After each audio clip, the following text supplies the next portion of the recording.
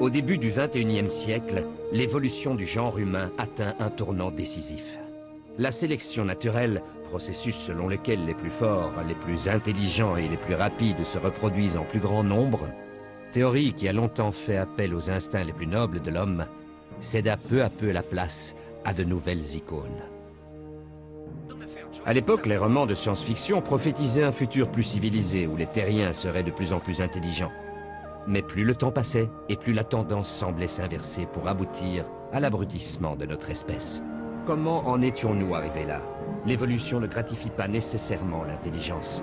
En l'absence de prédateurs au sein du troupeau, c'est la surproductivité de certaines classes qui fut récompensée, laissant les plus intelligents espèces en voie d'extinction sur le bord du chemin. Avoir des enfants, c'est une décision importante, on en est conscient. On n'est pas tout à fait prêt. Il faut prendre son temps pour ces choses, vous comprenez? Je suis d'accord avec elle. Oh merde, tu m'as encore foutu en bloc! Fais chier! J'en ai déjà un paquet de gamins! Je croyais que tu prenais la pilule ou un truc dans le genre! Bien sûr que non! Fais chier!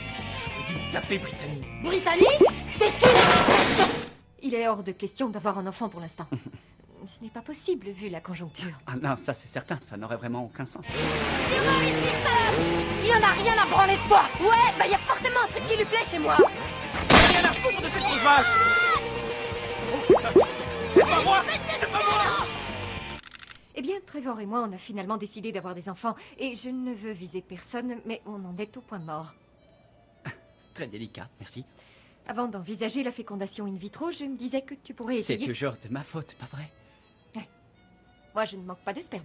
Ouais! Ouais! Ah, je vais vous brouter à tour de rôle! C'est mon fils le grand, là! Ah! Ah! Cleven est en vie, il a beaucoup de chance. Il a voulu sauter avec son jet ski d'un lac dans une piscine et il s'est empalé les testicules sur une grille en fer.